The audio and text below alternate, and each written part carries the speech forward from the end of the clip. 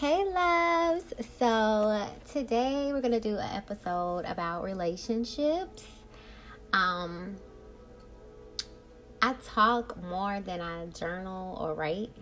So I have an iPhone and it's this app on here where you can record yourself, and so it's called voice notes. So like I'll be thinking of something, or things that I need to do, or thinking or talking inside out loud, whatever you want to call it, and I'll just push record so that I can reflect. And I downloaded this app called OneNote, and so I'm such a digital baby, but instead of journaling on pen and paper, I'll journal in there, and instead of writing, I'll just add my voice note because that could be my journal for today. Also, my mom and my sister introduced me to this new app, and it is called Gratitude.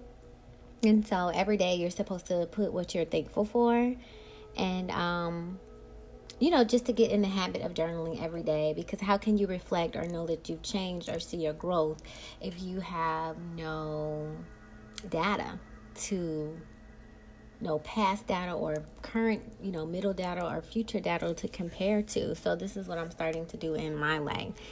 And it's free. It's a free app. Number one, let me just tell you that. It have really good quotes on there. You can change the colors, and you can just do them. It sends you a reminder. You could do them every day. And this is so funny. I have to share this with y'all. And I'm gonna get back to relationships, I promise. Wednesday, May 22nd, 2019, while I was at work, aggravated as fuck, I said, instead of focusing on what I'm aggravated about, let me focus on what I'm thankful for. And it was really, really helpful. Like, this shit works. So I put, I'm thankful for work. I'm thankful for no calls in queue. I'm thankful for nice customers. Thankful for dropped calls.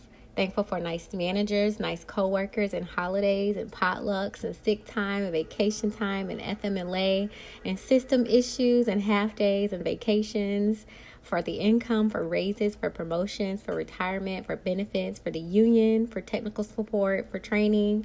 It was just so interesting. Like, we have so much more things to be happy about or thankful for, and we focus on the little shits that piss us off. Like, if we just switch our mind from the little shit to the big shit, life would be so much better. And sorry, Mom, I know you don't like cussing, so it's gonna be a cussing one. Okay, so back to relationships. I actually am gonna let you guys hear what I recorded about the relationships, and then I'll come back and talk about the different types of relationships. So this is going to be pretty cool. Stay tuned. I know I may not be the best friend in the world. I realize that. I don't know if it's social anxiety or what, but I realize that I'm not the one to say, hey, good morning, how you doing? To friends, family, even my significant other. Like, I really need to look into that. What is it? I realize that I don't be like, oh, good morning, how you doing? This, that, and other. Like, it's just not me. Like, I can completely entertain myself. I don't know if it's just because I'm not used to it or I haven't been used to it. Like, even with my sisters, even with my friends, even with my lover, I'm not the type of person to kind of reach out as much. And most of the time it's because maybe I don't have shit to talk about. Like, it's a regular ass fucking day. Or when I do, I'm probably going to give you too much. So maybe I just keep it to myself. Well, I don't know. I definitely need to analyze that. But if someone were to say that I'm a bad friend, then they would be fucking wrong. Because I can look back over my life and count numerous of times where I may not have spoken to that person in a long time, but when you need me, I'm there. I remember my friend got a flat tire, and she was like, I got a flat tire. I mean, you got a whole, there's other people you could call, your dad, your baby daddy, your boyfriend, whoever. And you might have, and they might not have been able to assist you, but the point is, you called me, and what am I going to do with that call? You know what I did? I fucking helped. I was right down the street. I even asked my dad, and I got the shit done. People be on the side of the road. They need assistance. I give them my AAA card. I pay for that shit. I give it to them. you know, like if I have the money, I give it to you. I don't ask you to pay me back if I have it. Now, if I don't have it and I pay you, please pay me back. But the point is, although I might not have communications down pat, that does not mean I'm a bad friend. That just means maybe you can help me with that. Maybe I can help myself with that. But you cannot just say one lacking in one area makes you a bad person overall. Now, I don't mind talking to you. I love talking. I love learning more than anything. But I will talk to you. Like, if you text me good morning or hey, how you doing, or start it, I'll definitely finish it. I'm just not a starter, I guess. Or maybe I just don't like routine. Like, you know how you have to make your bed every day or take a bath every day? I love taking a hot shower now. But sometimes I leave my bed there. It's going to be there later. You know, shake the sheets and keep it moving. Like, I'm not going to hound my kids about stuff like that. Now, if my significant other, my husband, has a problem with it, of course, I'll, you know, be extra tidy with it because of them. But not because I don't give two fucks about the bed looking like that. My door should be closed and nobody should be in there anyway. But stuff like that, like if I see somebody's bed not made, I'm going to go say, oh my God, they're messy. Like, I don't define stuff like that. I look at other stuff. You know, so I don't really, again, call or text like I should. I realize that I try to change it, but sometimes I'm an empathic. So if I talk to you and I mean for it to be a simple, hey, how you doing? It can turn into a whole drama, and I don't want to hear it. I don't want to absorb it. I probably don't want to be rude and say I don't want to hear it. Again, you dealing with the same situation you ain't learned yet. And who am I? You know, I've been in a situation, I don't know how many years until I learn, but that is okay. I'm learning that is life. You will go through a situation until you learn, and it's nothing wrong with that. It is absolutely nothing wrong with that. As many times as you need to go through something, go through it and learn, because I guarantee you, when you learn, can't nobody take that away from you. You might learn 10 different things because you went through that situation 10 times. And I think we learn every time. We just don't realize that we learn. When you sit back and reflection is a beautiful thing. When you sit back and reflect, you say, aha, I went back, but I did this different. I went back, but I did that different. I went back, but I did this different. Or maybe you aren't doing the same thing as everybody think you are, because they're not you and they don't see the different things that you're doing. But I do appreciate and love all the people in my life, although I don't call them like I should. Like, my parents literally are finna help me with this attorney bill. I needed help, and they could have said no. We got other stuff going on. Our anniversary coming up. Hell no. You know what they did? They said, we might not can meet you all the way, but we gonna meet you. This is what we can do. And I really appreciate that. Now, do I call them every day? Do I tell them I love them every day? No. But you best believe I do. If they need a kidney, a heart, whatever, I got them. They don't even have to ask. It's done. Done deal. So, I don't know. I know, like, different things about me that people say. I already know. I don't have an attitude. I know I'm impatient, all this other stuff. I mean, some stuff I care to change, some stuff I don't. But I know for a fact I'm not a bad person. I know I have a really big heart. I know that I care about other people more than myself, and I'm trying to change that because me comes first.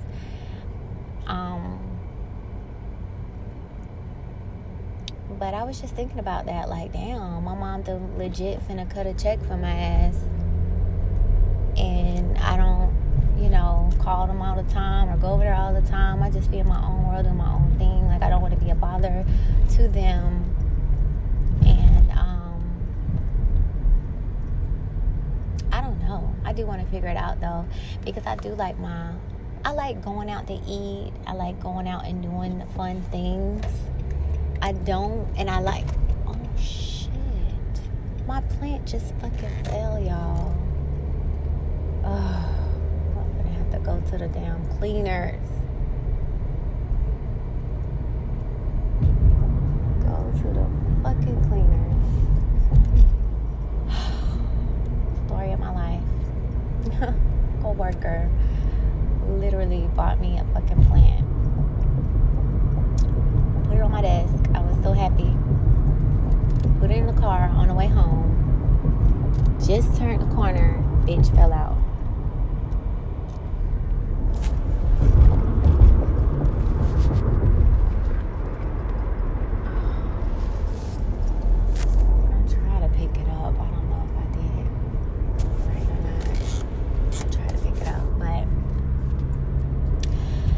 Today is the day I'm going to try to, let people in my life know that I care about them and that I love them. I don't know if I should look up, random acts of kindness. But I don't think my love language is time. I don't think my love language is communication. I think my love language is gifts and acts. Like, you say you love me, boom, show it. You say you love me, boom, give me a hug or something. You say you love me, let me feel it. Let me see it, let me feel it, let me touch it. Like, I don't know. But I am going to work on that because I do like when people be like, hey, how you doing? I want nothing, just seeing how you doing. I like that. Like, you don't need nothing. You just legit, literally checking on me. It's a good feeling. Like how the lady just bought me the plant. She could have used her money on whatever in her life. She bought that plant for me, and I think that sparked something in me. That really did spark, like, she planted a seed, literally. Like, you never know what someone's going through. She doesn't know that I'm in court going through this bullshit. And I know that this is going to be over, and I'm going to be living my best life. I'll wait for it. But going through it, it's like the biggest cloud over your head. But, she really made my day. I walked in, I saw the plant on my desk, and I was like, oh my fucking God, like, who got this? And she did cross my mind, but I wasn't sure, because she didn't leave a note or anything. And she is known for giving people plants, but this is her first time giving me one. And she said they're edible, so I'm gonna go take it to my kitchen right now. And I have to go to Dollar Tree, and Dollar Tree is that's my store, y'all. Falling on a budget. Get some washing powder and washing detergent and dishwasher. So I can clean these dishes and wash these clothes, and then I need to go to Walmart and get some toilet paper, some toilet tissue, and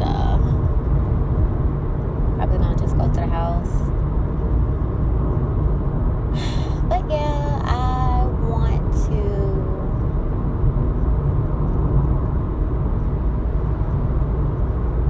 let the people in my life know that I love and appreciate them for tolerating me, literally, because I probably am a difficult person and I don't even realize it.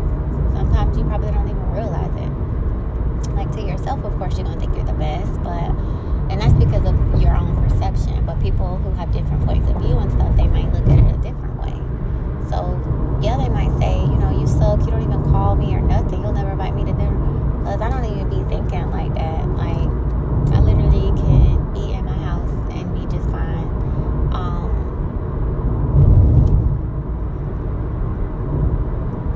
I'm so glad I'm not alone in this world. Like, I'm not an orphan. Like, I don't have family. But the simple fact that I do have family and stuff, I don't reach out and love and all that other stuff like I should. So it's sad that it took 31 years to see this.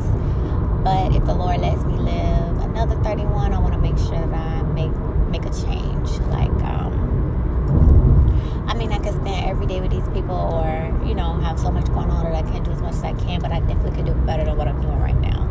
That was the whole point of this. So I just wanted to get it recorded so I could put it in my journal and make sure I reflect and stick to this. Let people know that you love and care about them, call them, hang out with them, allocate time for them, not just when you need them. And so that they know that the love is mutual. And maybe I just need to look into all the love languages, because maybe I'm only speaking my love language, and I probably need to learn how to speak all of them. Even if it's not my love language, I can still learn how to speak it And if that happens to be that person's love language, then they will understand that I do love them, and coming from a good place. All right, that's it. Okay, so that was that. It's 11:11. Make a wish. All right, so when you think about relationships, no one is really alone ever. I don't care how much they want to profess that they are. It's just not how the universe was designed. Some things we don't consider relationships, but it just is what it is. The more you expand your mind, the more you learn, the more you evolve, whatever you want to call it, you start to understand this stuff. So let's think about relationships. First relationship you'll have is with your creator, right? So before you're even placed into your mother's womb, you were somewhere. You were existing, and I would just say that's with creator. So the relationship start there. You may forget and have to redevelop it. So I just want to start it there. And then that's probably the most important relationship in your life, because friends and families and people and other things can only do so much. The most of your everything is going to come from your relationship with your creator. So that's number one. And then you have, if you think about from baby, so you have God, creator, and then what? Your parents, the ones that gave birth for you. But with your parents, there comes other relationships, such as family. So you have, mom, dad, sister, brother, stepsister, stepbrother, stepmom, stepdad, your cousins, aunts, uncles, grandparents, great-great-parents, great aunts, great uncles, whatever you want to call family, adoptive parents, in-laws. And we're just starting, you guys. Do you see how many relationships those are already? Okay. So God, family. And then let's say I'm gonna come back to that. So, because I'm moving from baby on up. So baby, God, family. Then you go to school, you meet friends. So you have friends, relationships. Some of them are your lifelong friends. Some of them come and go. Some of them just teach you lessons. Some of them are just seasonal. Sometimes people move. But now that we are in this digital world, you can have social media friends. Like, when I grew up, we was already on AOL. You've got mail. And so I would like to say I'm like a technology baby. I love everything about it. I know anything can be used for good or evil, and I just focus on the good. I know the dark web is real and all that other stuff, but just try to do good with everything, I think, because you do have a choice of what you're going to do with it. But you, like in our generation, you can start to get more comfortable and open and nice and friendly to strangers than your own circle. And I think that is so weird. Like, online is mostly nice, encouraging stuff. I think celebrities get the most of the bull crap just because we're judging their lives instead of living our own. But, you'll see your friend post, like everybody's graduating. So kids are graduating, they're posting pictures and, oh, congratulations, they're so cute. And, just nice stuff like that. So I wouldn't say that those aren't relationships. I don't know if you would call them technology, long distance,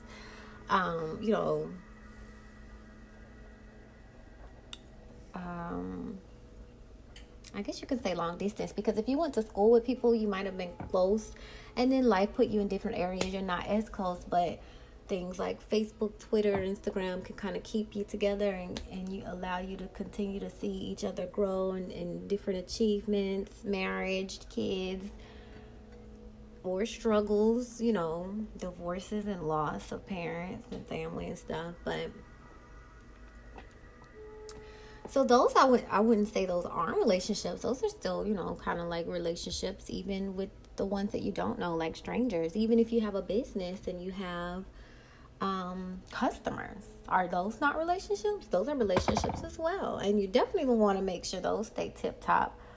or you'll lose money. I mean, there's money out here for everyone, but you want to make sure people are constantly coming in your door and not walking out of your door.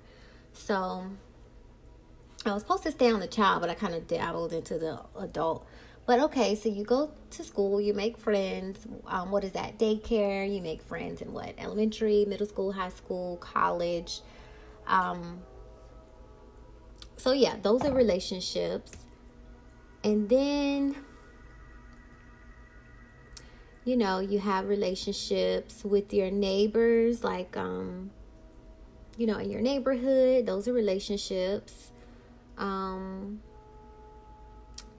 You have relationships, like if you stay in the same neighborhood and you go to the gas station and that guy is always there, that's a relationship. If you go to different stores, like now they have these subdivisions mapped out to where there's a neighborhood Publix, a neighborhood Walmart, a neighborhood this, so you don't even have to venture to another section because it's already right there. So if those people are working there for years, you always see them. You're starting to build relationships with them as well, even restaurants and stuff, just depending on how frequent your habits are. If you're moving or if you're stable, those can be relationships as well. And then, like, there's this whole relationship world where there's so many different titles. I just want to make sure I went over all of those. So you have God. Oh yeah, so getting back to the family, if you get married, now you have your spouse as a relationship, their parents as a relationship, their sisters and brothers, their cousins. Do you see how many, like, the relationships just never end?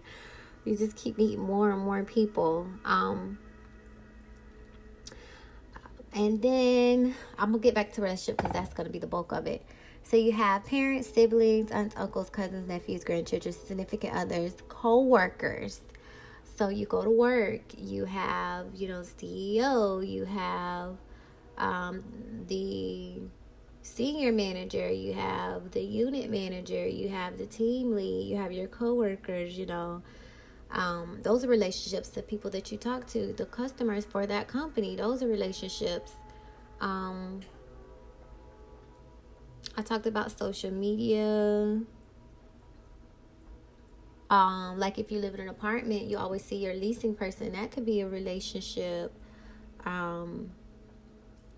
Or different services that you have, like your cell phone or your cable or your internet. Those are relationships as well. Those are just business relationships. Okay, so we have lots of relationships in life. Oh my God.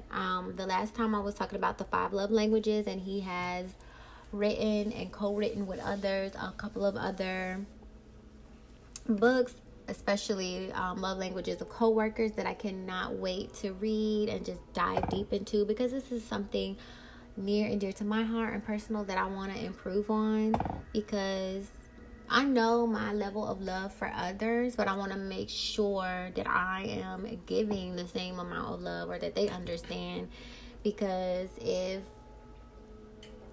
I'm willing to give you my kidney, like I said in the recording, but that doesn't really mean as much to you, you just wanted me to watch TV with you, I want to make sure that I am giving you the amount of love that you seek or you should receive. Because I'm just a giver, so I know I'm giving from my point of view. But if that's not your language, it's not gonna feel like I'm giving anything, basically. So I'm learning the different languages so that I'll be able to, you know, mix it up and you know, be fluent in the different love languages and not just what I'm comfortable with. So yeah, I'm coming out of my comfort zone, I guess you could say. So let's get to the meat and the potatoes relationship. This was so interesting.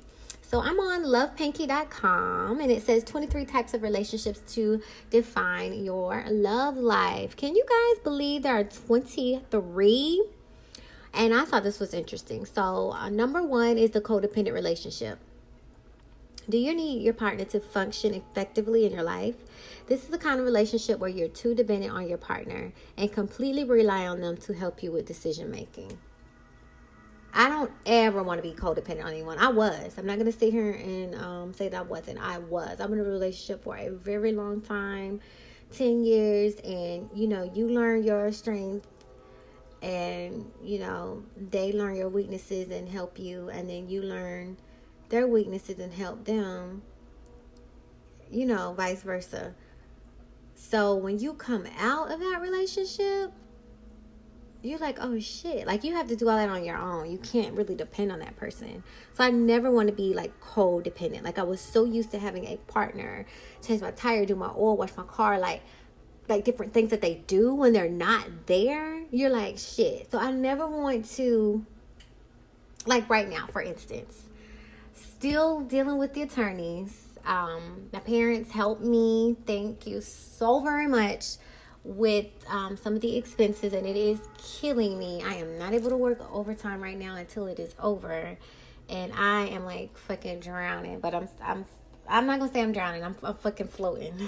I'm floating, which is horrible. I shouldn't be drowning or floating. I should be fucking surfing. Okay, but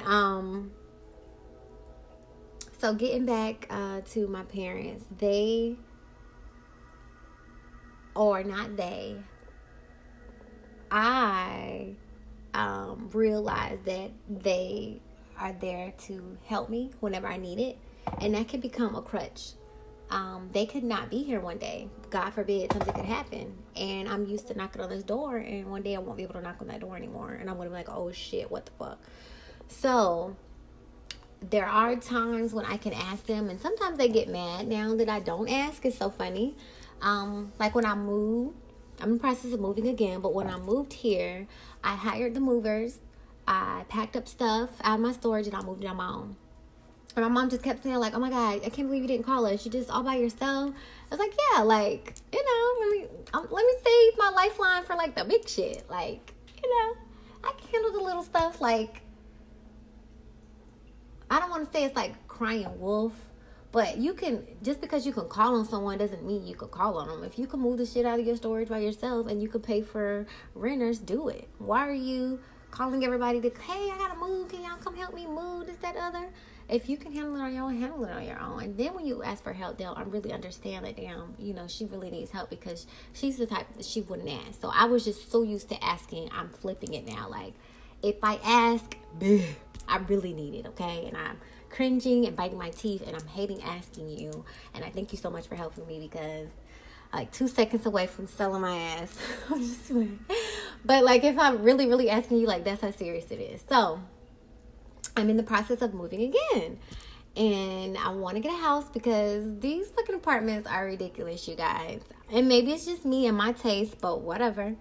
I'm a Libra. We like nice shit. We work hard, and everybody spends their money on what they want to spend it on, and I choose to spend mine how I like as well.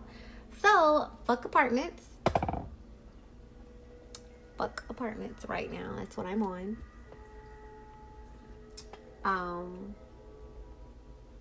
As I'm rebuilding my fucking credit. That's why I say that.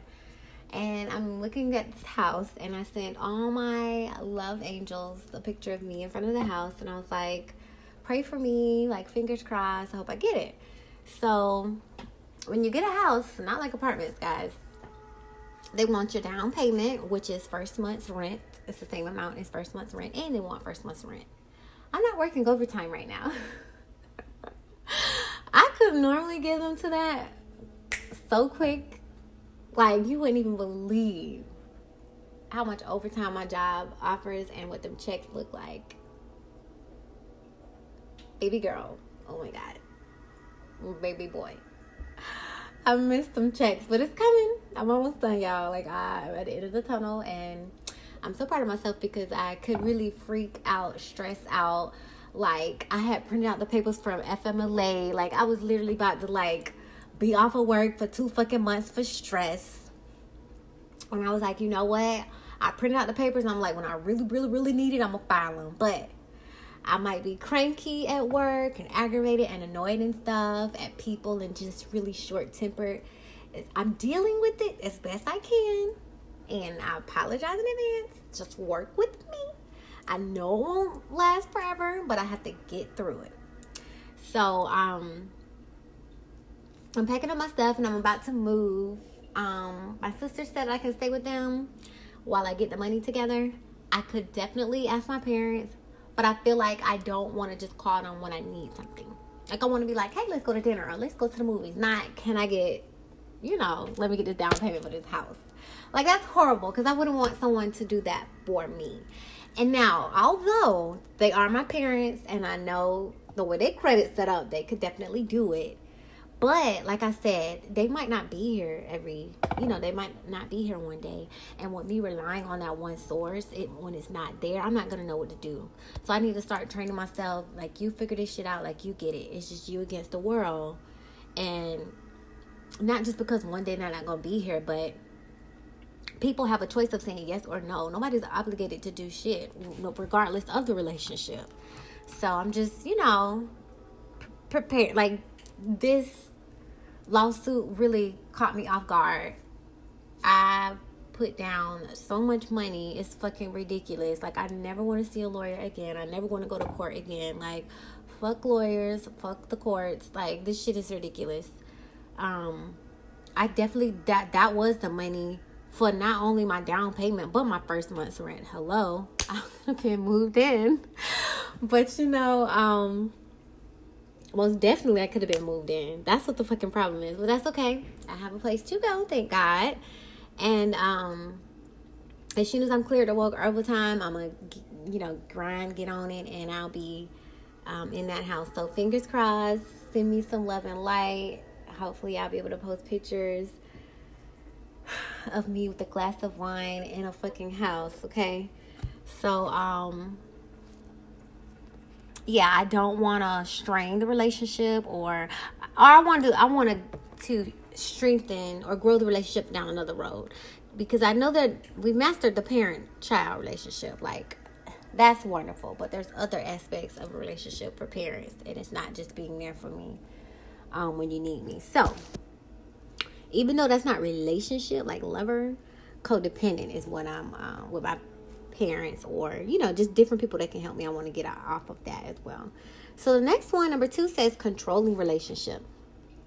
One partner plays a dominant role in the romance, while the other partner just follows the rules. You may not realize you're being dominated for a very long time until you start getting frustrated and feeling helpless. Number 3, the held by lost relationship.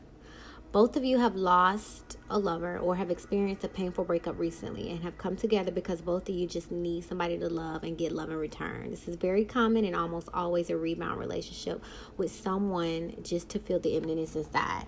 I kind of feel like one of my relationships was this. Like, we both went through a lot. Like, that's how we started talking and that's how we built our relationship. I wouldn't say it was a rebound, but we both were hurt and wounded, and that hurt and that wound was so familiar. Because we felt that pain, we were able to give that love and that nurture and that whatever the other person needed, and it worked. But there's other things that you need to look for in a relationship, not just that. So I'm not at odds with any of my lovers, past lovers, or anybody that I've been in a relationship. I'm very proud about that, because, like, if I break up or whatever, I'm like a mean bitch. I don't want to talk to you, block you, all this other shit. Like, because you hurt me. You hurt my heart, my soul.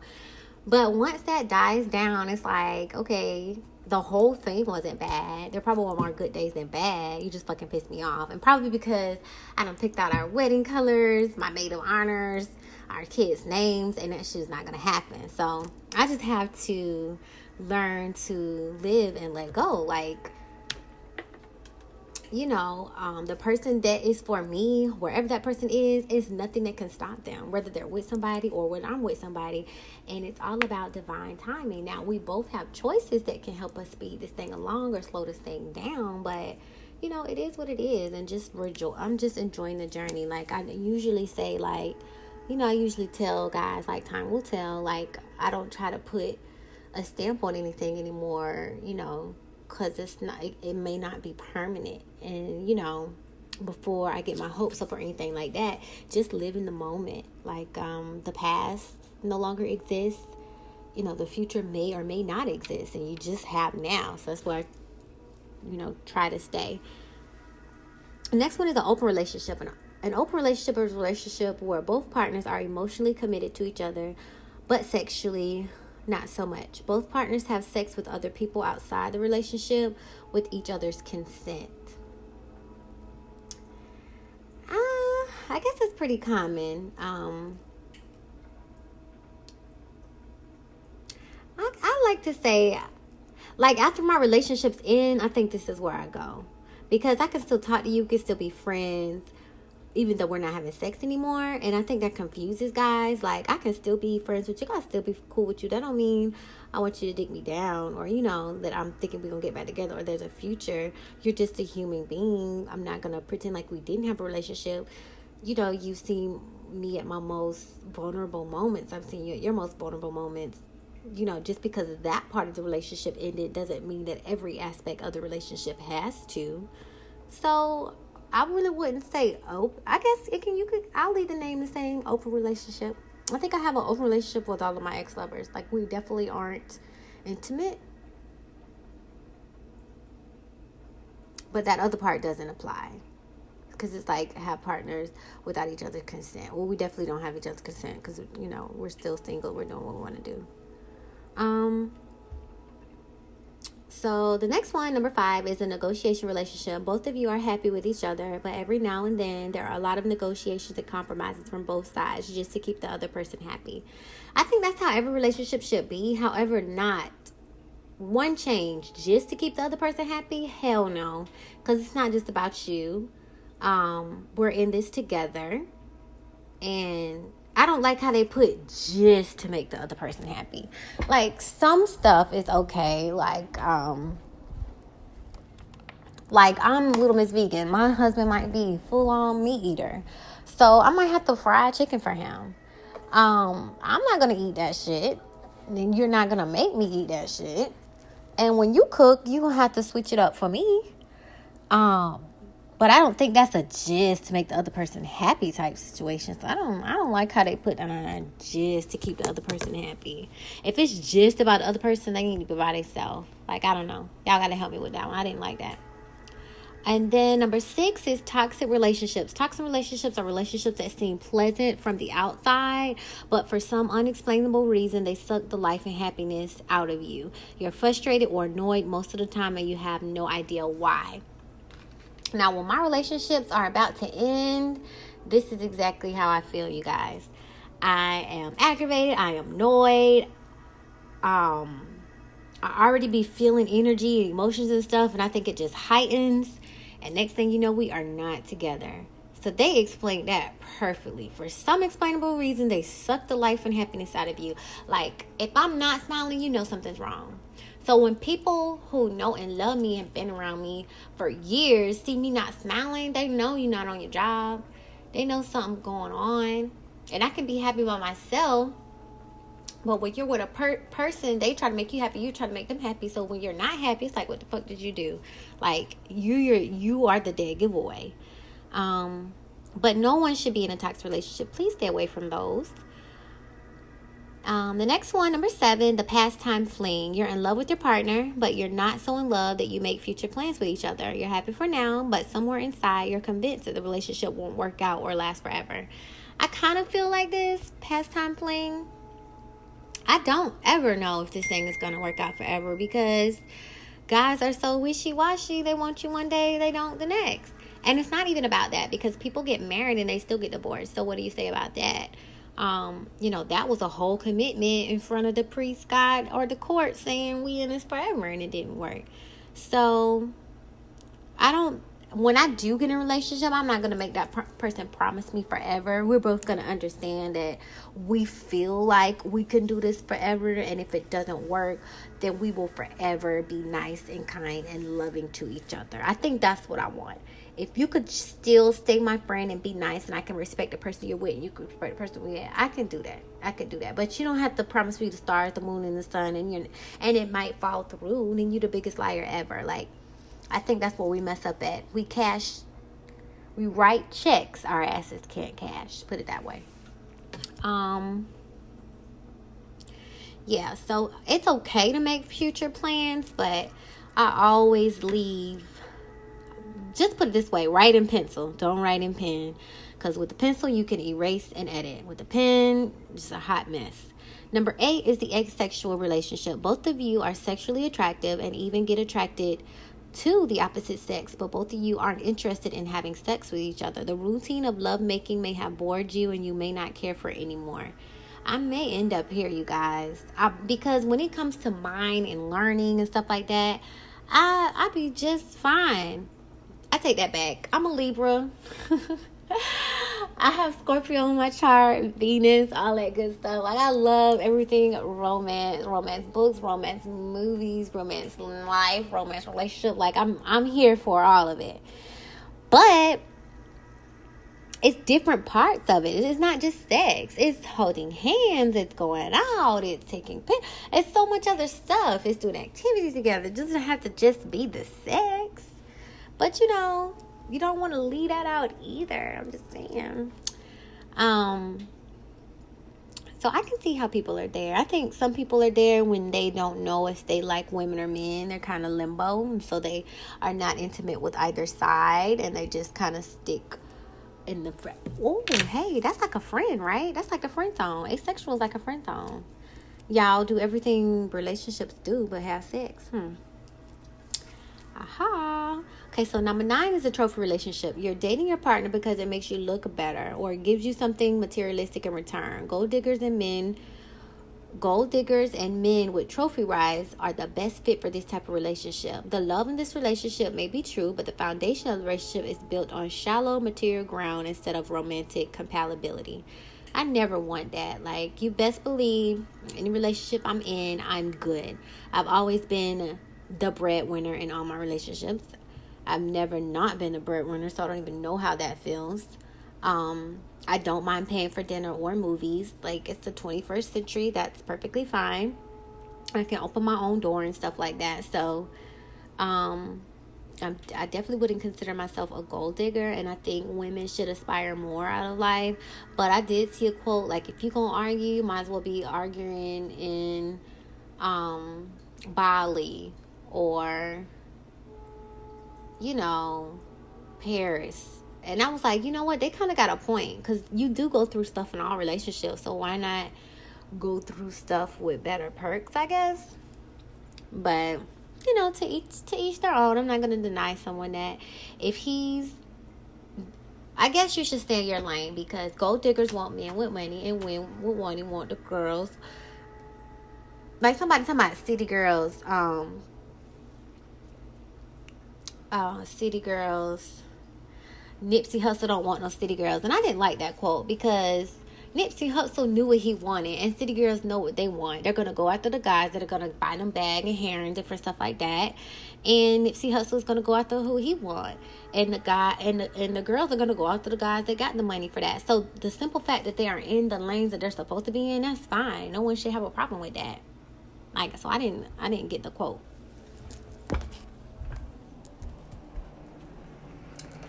I'm about to burn the darn potatoes.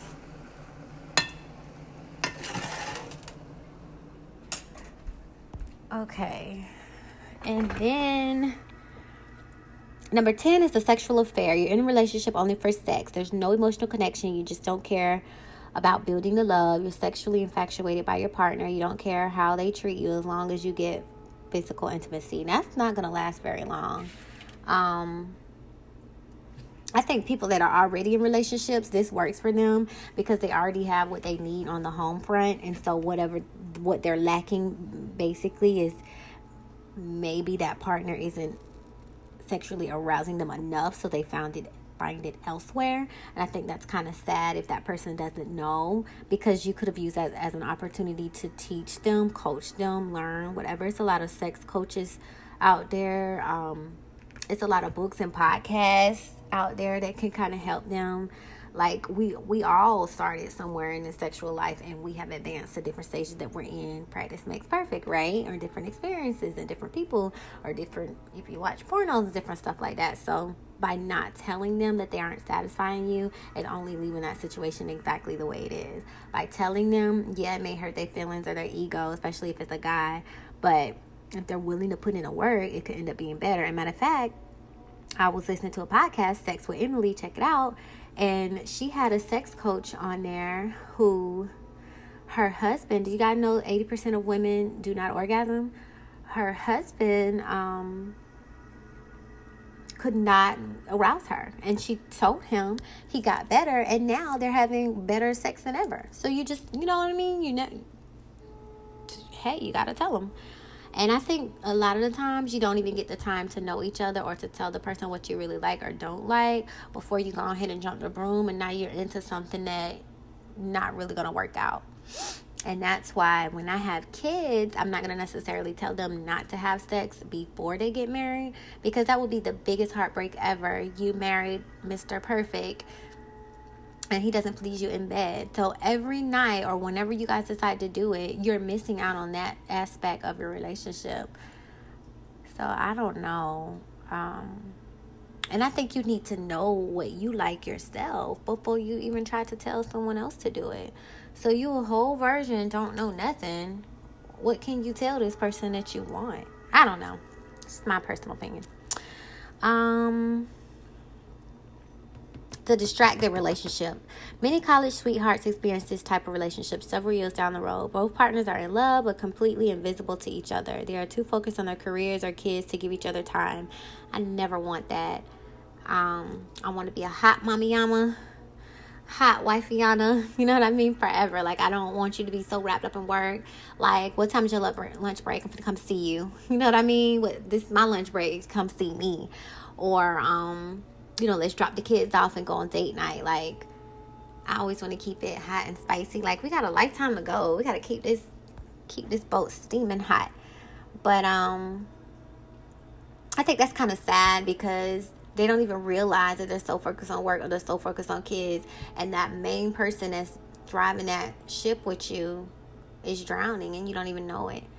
The next one is the imperfect relationship. You know your relationship isn't perfect, but you don't really want to change it. You don't complain because you've accepted your partner and your life to be less than perfect, and you feel you can't change anything even if you want to. Those people are stuck. I never want to be stuck. It's not that life isn't perfect, but you should be getting everything you want out of it. Some stuff you can change. Like, I don't think someone would hate me because I'm vegan, and I'm not going to hate them because they eat meat. That's not really like a deal breaker. That's your body, your issues, you know what I mean? And don't come for me because I'll lay them facts on the table. But for you to just say, this is what it is, or let me just marry him, there's no one else, or, let me just stay, that's kind of sad. That's like you settle, and nobody wants to do that. The unhappy relationship. You're not happy in your relationship, but you're still staying.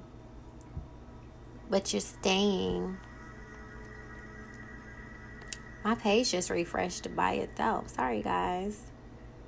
The unhappy relationship. You're not happy in your relationship, but you're still staying back. Not for love, but for something else, like your kids or what society will think of you. A lot of people do that for the kids.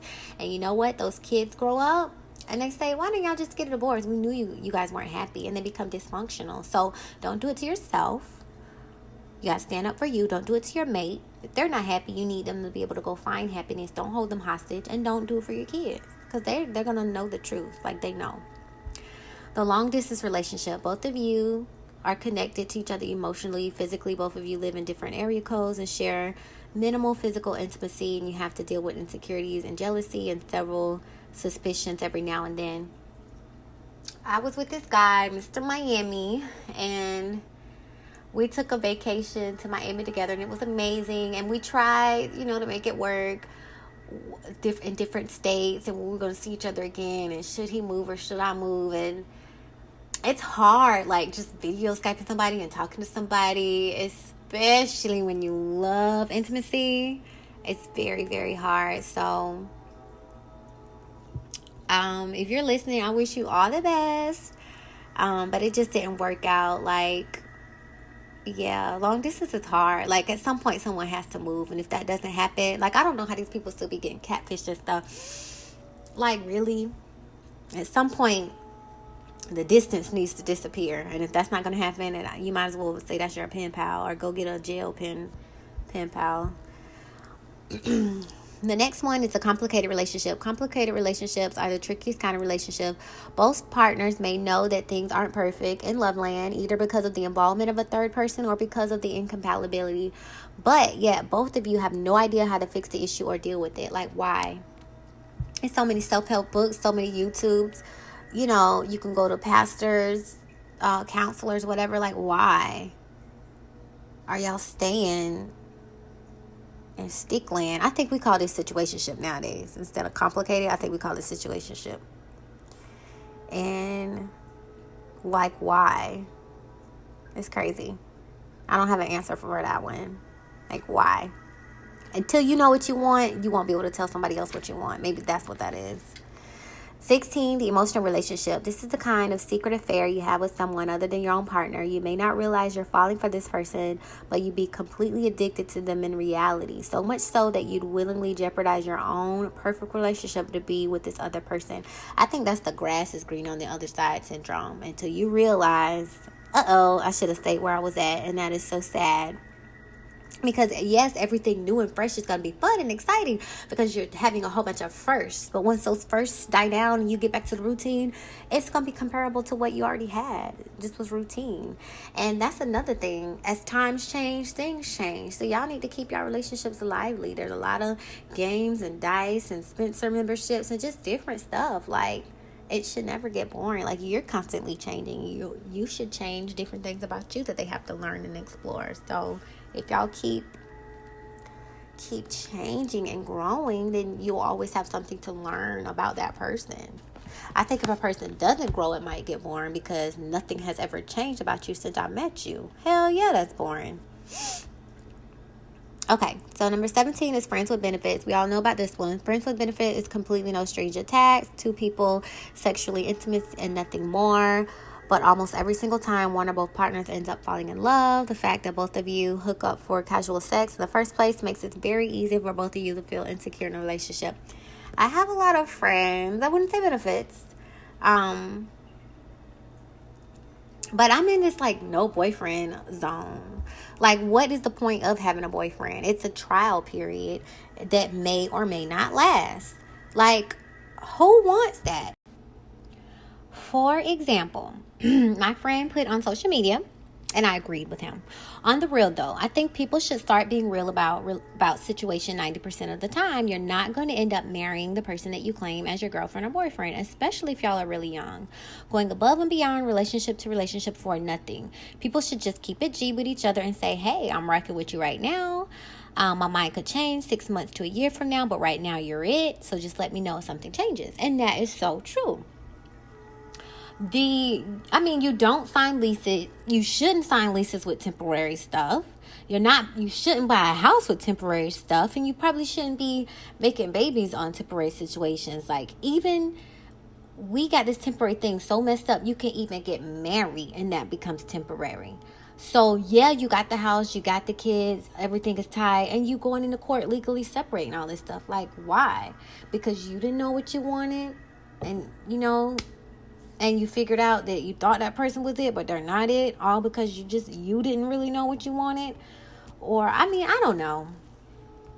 To me, like, okay, I love Black Mirror on Netflix. Please check it out. There was one episode, it reminds me of Twilight Zones, but it's like futuristic Twilight Zones. They're creepy Twilight Zones. But there was one episode where it was a girl and a boy. And when they turn a certain age, their watch would beep. That means it's time to start dating. When they go on a date, the watch tells you how long you're going to date this person. A week, a month, a couple of months, a year, a couple of years.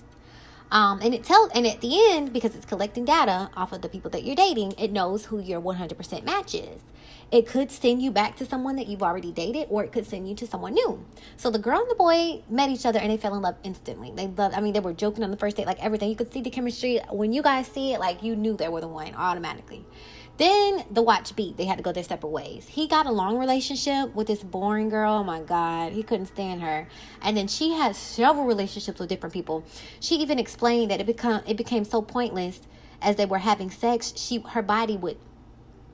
would come out of her body, astral plane, and like watch herself like emotionlessly, pointlessly, like making out, having sex with this person. Like it became that unauthentic. And that is supposed to be the most intimate, amazing thing ever. And it just was watered down by all these people that she was dating. So at the end, they met back up, her and the perfect guy, and they weren't supposed to, she said, let's not look at the watch. You're only supposed to look at it together. He looked at it anyway, and it started taking time away. So they probably going to spend forever together, and he got it to down like a day. And so, since it's futuristic, like everywhere you look in this movie, there were like people with guns like watching them for some reason. Like they had to do this whole dating thing. They decided they just wanted to run away and get out. And when they got out, because it's a futuristic movie, they were like in a bar and it was like a dating app. I was just like, wow. But that's like how it is. Like you date these people.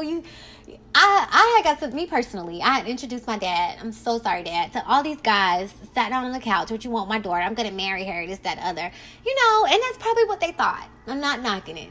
If that's where your heart was and you thought it was, great. If you was just full of shit, fuck you. I'm just playing. Shame on you. But,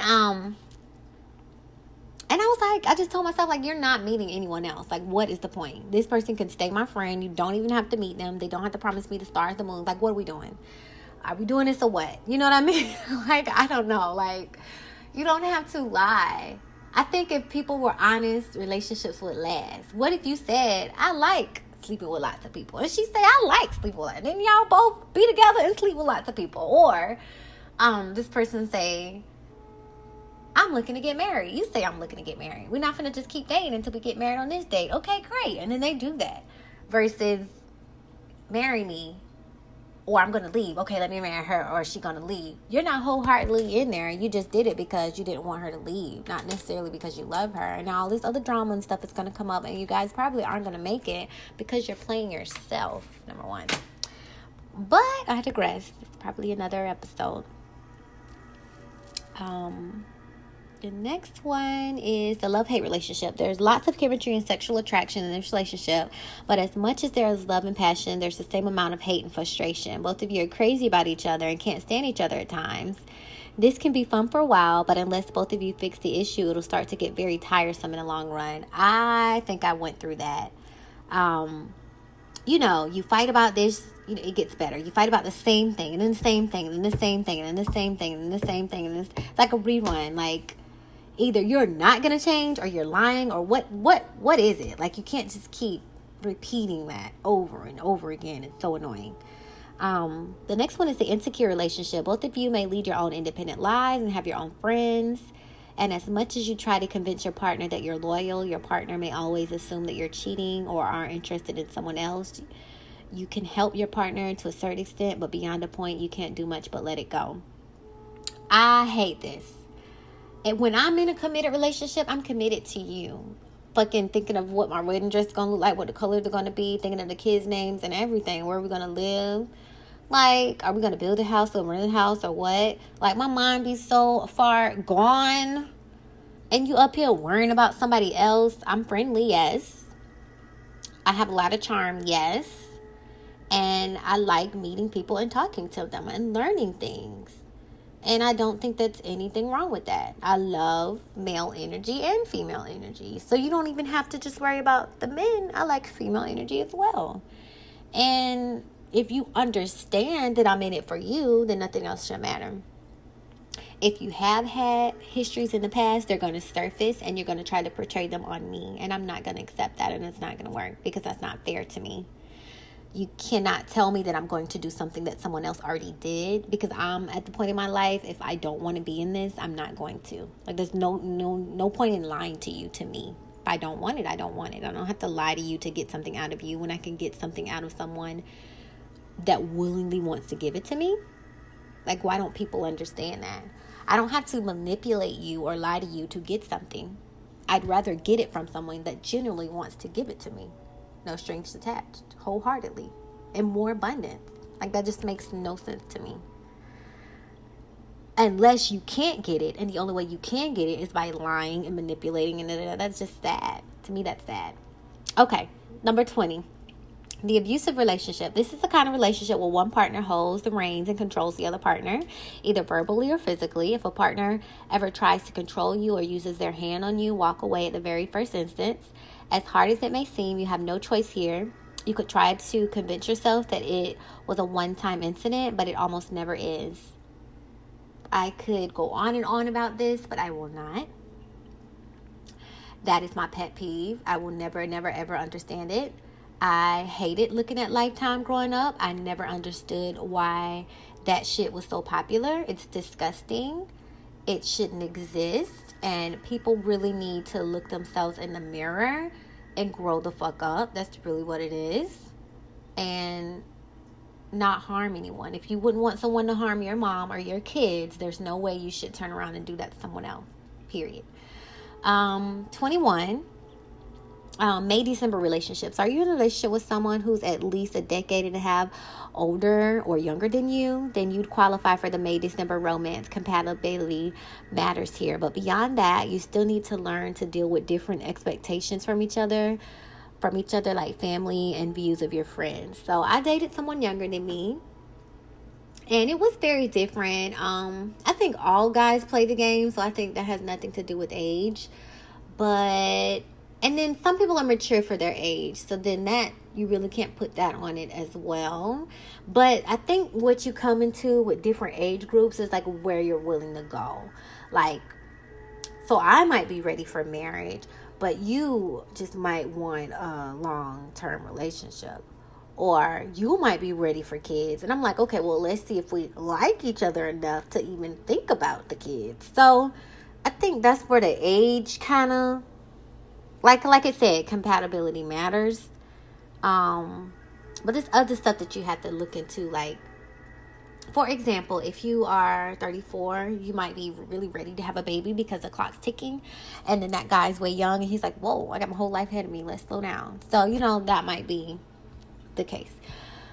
Number 22, the sacrificial relationship. This is the unconditional love in its worst form. You're dating someone you truly love with all of your heart, but your partner doesn't seem to love you with the same intensity as you love them. And even if both of you are really nice people who are perfect for each other, this kind of relationship will only lead to bitter fights and helpless tears. Now, I've heard, ladies, wink, wink, never date a guy that you love more. Only date a guy if he loves you more. That kind of seems bad, but if you think about it, men are chasers. When they really, really love you more, I think you have a better chance at it working and them not cheating and stuff versus if you love them more. Because now you're chasing them and hunting them, and that's not your role as a female. They should have searched the whole forest, so to speak, and fell in love with you. Now, they was searching the forest and you don't stop them and they weren't done searching yet. I guess that's what that boils down to. So just be careful. I heard that and I really do think it's true. 23, the truly compatible romance. This is the hardest type of relationship to find. But then again, this is the only definition of a perfectly romantic relationship. Both of you are compatible and completely understand each other and accept each other for who both of you are. There's love in the air and everyone else is envious of your relationship. I think that's what I want, y'all. And not to make somebody envious, but if I can accept all of you and you can accept all of me and we could take out all the bitterness, arguing, misunderstanding, lack of growth. I think a lot of it is the lack of self-work, really. I think if two people have done a lot of self-work, the relationship is better. But if one person has done self-work and the other person has, you're going to be their teacher. And I don't think I'm signing up for that. I have to take all my tests and quizzes by myself. I'm not going to come along and give you the answer key. Like, no. And if I am supposed to help you, I can help you in Friendland. I don't have to take it any further than that. But yeah. I think when it's really true, it's easy. Because you've already done the self-work. So the work is, there is no more work. You've already done it. Not the hard work. Because you should be able to understand this other person and this, that, the other. So, and even if it is hard, it's not hard. Because you've already done it on yourself. So it's easy to do it again with someone else. And then I just wanted to go over a few more. So a monogamous relationships where you have one sexual romantic partner at a time. This is like traditional marriage. And then polyamorous relationships is when someone has more than one romantic relationship at a time. Like there's like a ranking system. Then open relationship, it's kind of like the first two together. So you could be intimate with anyone that you want, but you have to share the emotional intimacy only with each other. So several sexual partners, but one romantic partner. Long distance relationships, we kind of touched on that. It's all those other things minus the physical, which I think is a key in every relationship. Casual sex relationship, we talked about that. Friends with benefits, I guess is what you could call it. So you have sex with each other regularly. You could even make it exclusive, where you only sleep with each other, but sometimes you have outside relationships. And at some point, someone's going to like someone more, or it's going to end. So that one, you just kind of have to know what you're getting into. Then friends with benefits. Two friends agree to take it to the sexual level until they date someone else, basically. Asexual relationship, we touched on that. So cuddling, they either can have sex or not have sex or just cuddle. I guess it's kind of up to them on how they want to go. And there's other relationships that people may not think about. You have relationships with your pets, animals. Some people have gardens. So there's plants. Even when people die, you still have a relationship with them. You can build your altar and still talk and communicate. And some people actually can see the dead and talk with the dead. That's going to be another episode. But even if you can't and you just write letters to them or prayers to them or do your altar work for them, just because they aren't here physically doesn't mean they don't exist. And if they can exist and you are able to communicate and talk with them and still love them, you should definitely look into that. And then there's relationships with planets and energy and things that people don't really discuss. Like, there's lots of relationships that we have. So our energy is constantly being drained, and we're constantly pouring into other things, and other things should be constantly pouring into us, or we'll even feel more drained. But I thought this was an interesting subject. I am going to work on my personal relationships and make them stronger, and I'm excited about growing internally, and as I grow, I'll be able to share that growth and love externally.